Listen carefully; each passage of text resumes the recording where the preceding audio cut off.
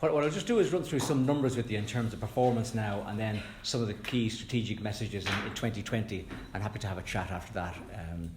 So just in relation to the forecasts for the end of this year, we divide our markets into four main areas: North America, Britain, mainland Europe, and long-haul markets. And just to give you a sense of how they're going to perform. So we're looking at another increase in spend from North America this year, 1.9 billion, driven by 2 million overseas visitors. Now, North America has seen spectacular growth. It's doubled in the last 6 years. So we've come off the back of some really strong performances there. In terms of Great Britain, given the uncertainty that we're faced, only down 1%, 4.7 million is actually a very, very good number, with a spend of 1.4 million, down 3%. Mainland Europe, which makes up quite a number of countries, you're looking at 3.6 million visitors, spending 1.9 billion, slightly down on 2018. And in terms of developing markets in Australia, long-haul markets, we've seen an increase in visitor numbers of 735,000, or by 2%, a spend of 647 million. So a mixed bag of a performance all in all. And when you put that in context, what we're saying is that the overall number of visitors this year will be about 11.2 million, the same as last year, with a spend about 5.8 billion, down just under less than 2%. In terms of 2020, what we're looking at, and these are now our Republic of Ireland figures for this number here, we're looking at growth over the next number of years, which won't be at the dizzy heights that we saw during the course of the last decade. But we are forecasting a spend increase of 3% next year for the Republic of Ireland to 5.26 billion, driven by 9.73 million visitors, an increase of 1%. Now, there are a number of factors underpinning performance next year that we have no control over. The first one being Brexit, and while we had an election last week, there's still an awful lot of outworking to happen in relation to Brexit, and we've had a Brexit-based task force in the UK for the last 3.5 years. We'll continue to monitor that and continue to carry out research in Great Britain as well. The strengthening of sterling obviously will help us somewhat. Competitiveness being absolutely key, particularly in the accommodation sector. Air access, we've had again 9 years of strong growth in air access into Ireland, but this winter is the first time we've seen a decline now.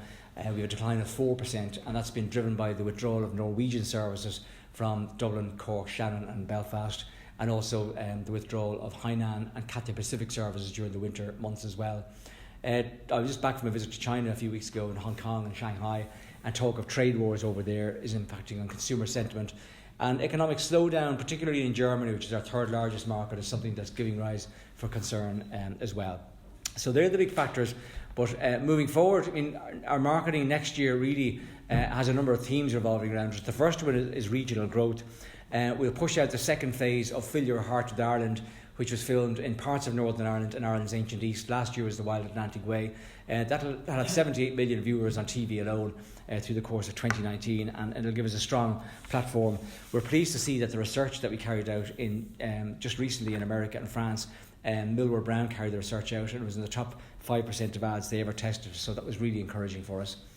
In terms of overseas publicity, just one example in the Sunday Times magazine, if we were to buy the publicity that we get from the 22,000 journalists that we have in our database, it would cost us 350 million euros, and next year 2/3 of that effort will go into the whole regional effort. So a significant opportunity there.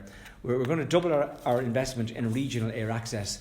So we're really pleased that we've seen, for example, new routes announced by Aer Lingus from Barcelona and Paris into Shannon. We've also seen a new daily service which will be launched next summer from Amsterdam into Cork.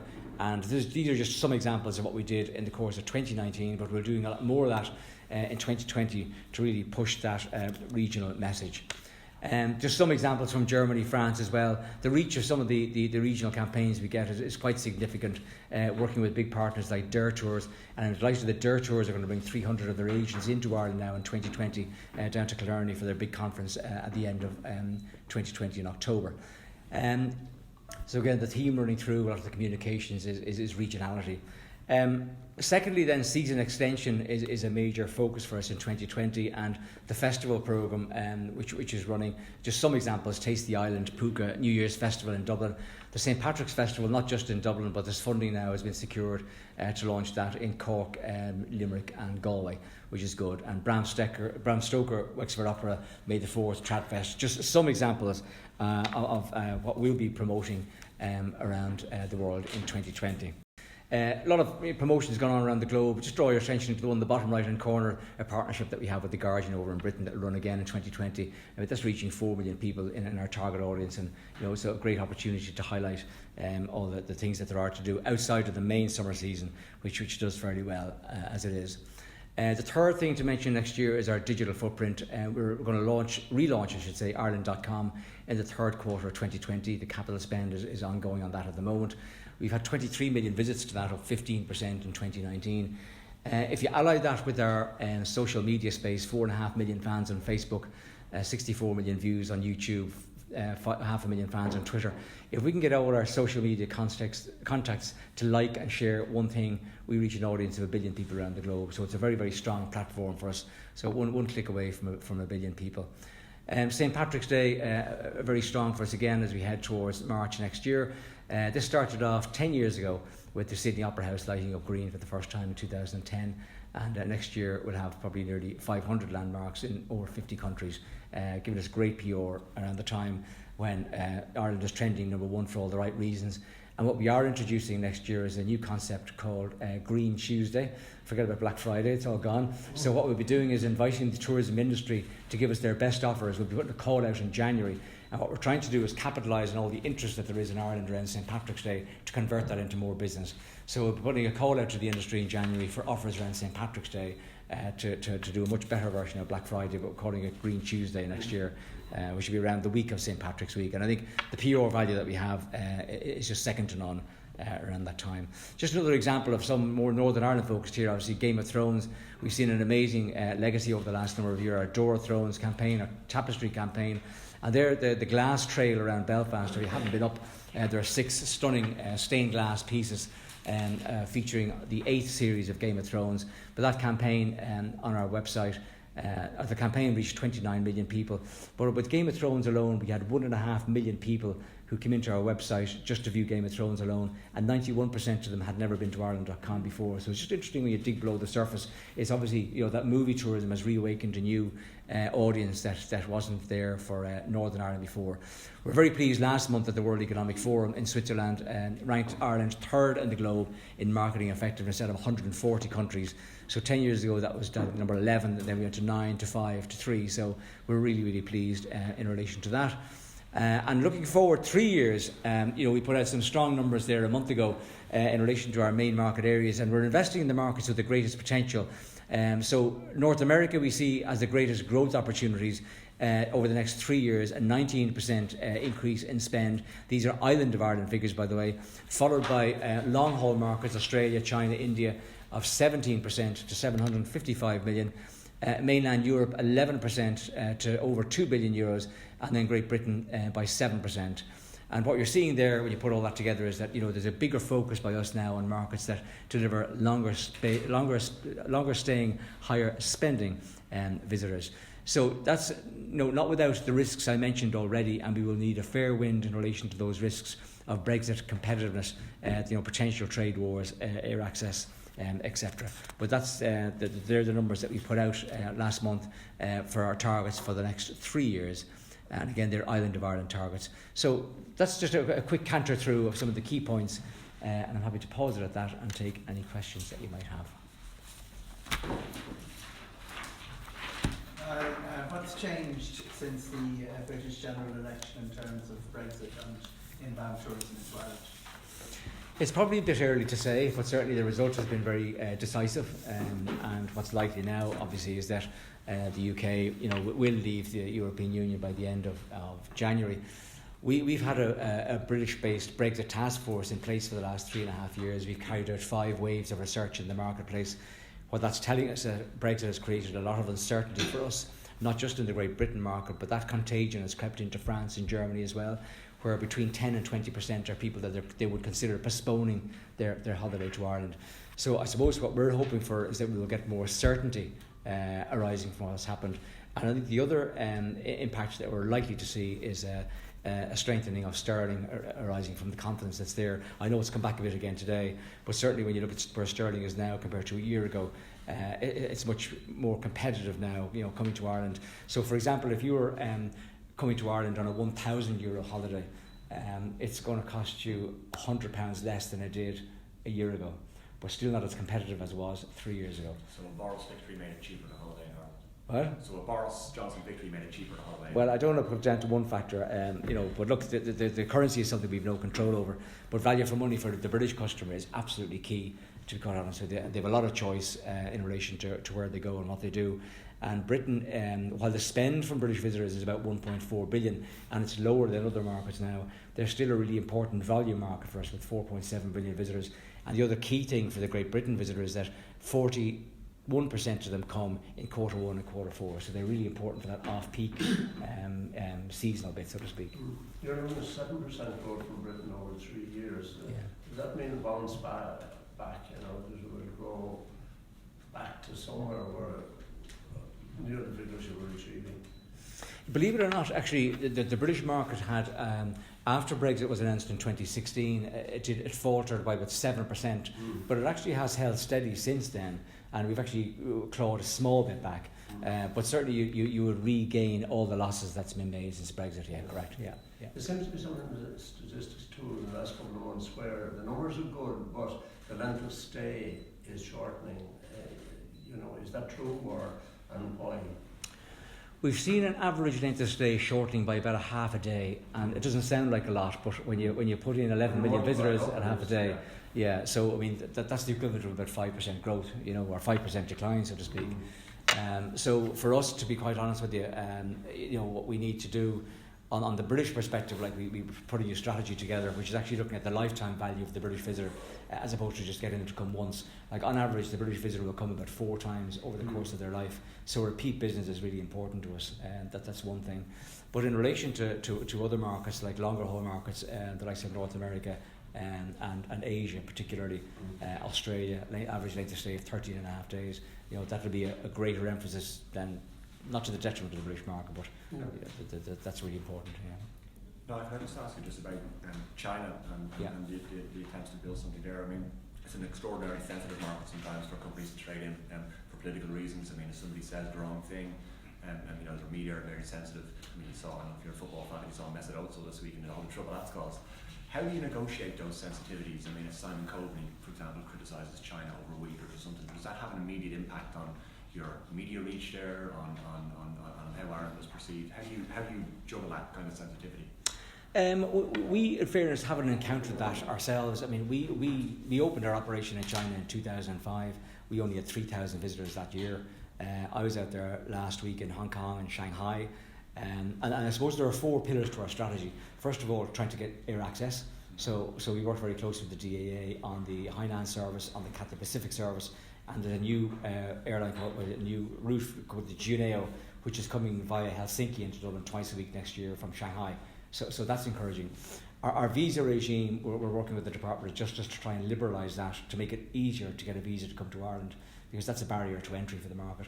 We've doubled our investment in China now on the marketing side. We're spending €1 million a year.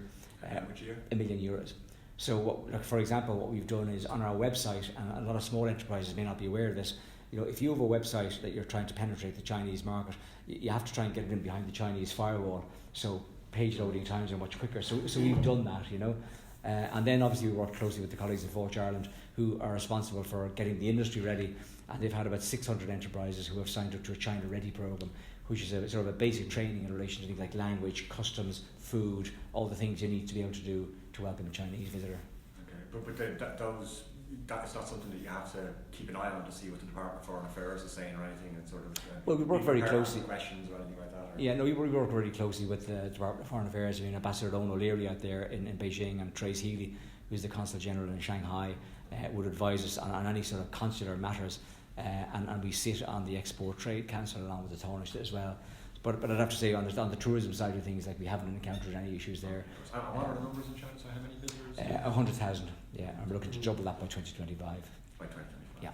Will Brexit's impact on that visa program?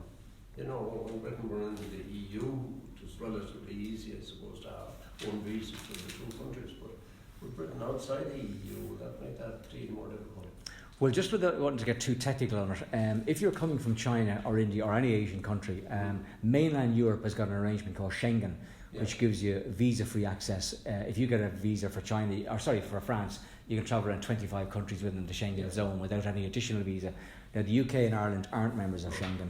So what was launched a number of years ago when Theresa May was Home Secretary and Francis Fitzgerald was Justice Minister was a British-Irish visa scheme. So if you're coming on holidays and you get a holiday visa now, you can travel to the UK and Ireland as if it's one country for tourism purposes. And that's been hugely beneficial for us because most people coming from China are coming on a package tour that involves the UK and Ireland. So it will be imperative really for us, and we've made those representations that the British Irish visa scheme remains in place regardless of where dialogue in relation to Brexit goes. So it's not an EU scheme. It's not an EU scheme. No, it's between the British and Irish governments. So we don't see any barriers in relation to that continuing regardless of where things go. And I mean, just to give you a practical example, by the way, of the benefits of that and the practical benefit. A lot of the most popular tours from China come into London. They work their way up to Scotland. They take the ferry in from Stena. Stena carries 75,000 passengers from Scotland into Northern Ireland. And the most popular visitor attraction on the island of Ireland from Chinese tourists is actually the Giant's Causeway. Normally with the Guinness Storehouse, because the route they're following goes up and around, and they fly out from Dublin to avoid air passenger duty in the UK. So there's lots of dynamics in there. You mentioned the importance of regional access. In terms of loss of the transatlantic routes into Cork, for example, was that much of a blow coming to the big unforeseen, and in what ways would you be trying to mitigate that? Well, we work really closely with all the airports, and we put a big accent into the regional airports as well, because 90% of air access is coming from Dublin. It's a huge concentration in the city. And while most of our visitors spend some time on the holiday, they will go and visit regional parts of the country as well. But having direct and convenient air access to the region is a key priority for us. So the main relationship obviously between the airport and the carrier, but what we would do is we would come in behind the airport and offer what we call corporate marketing support, trying to boost the inbound traffic on the leg. So in the past we've had new routes in the cars into Cork.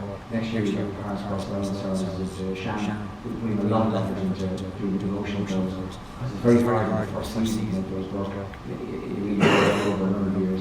The Norwegian withdrawal was anticipated, was disappointing because it just brought in very, very customers to regional parts of Ireland.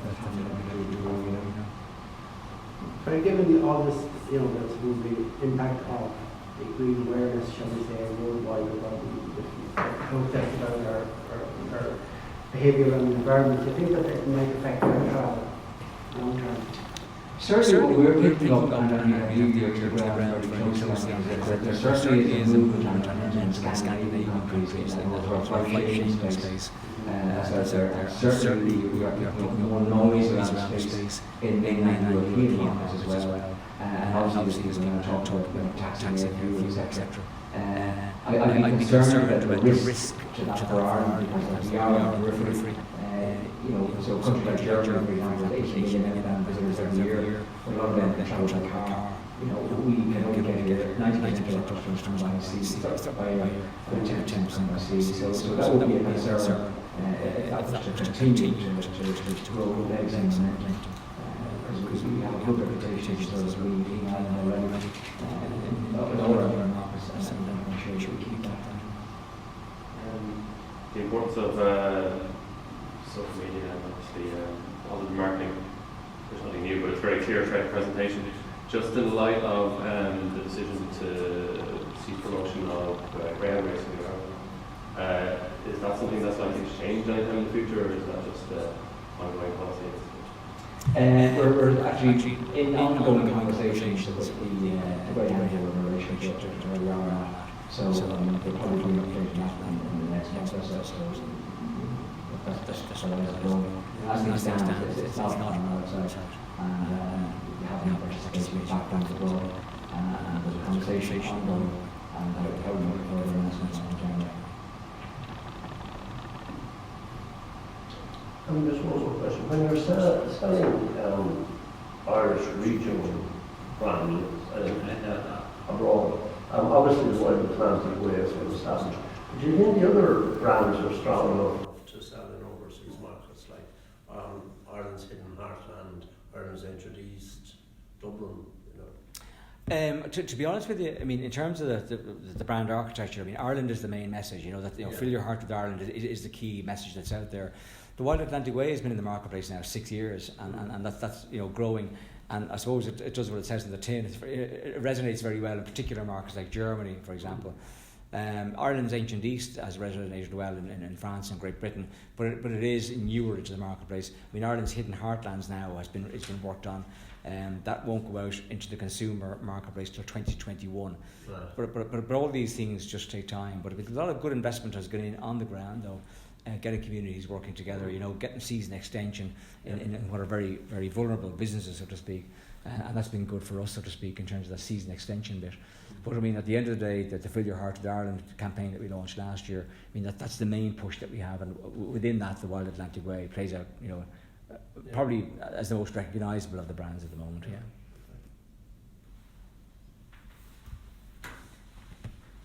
Anything else? Are we all good? Well, that was easy. You're very kind. Well, can I take the opportunity to wish you all a very happy Christmas, and thanks for coming in. I appreciate that. And if there's anything else that we haven't covered, happy to follow up later on. Yeah. Thanks very much indeed. Thank you.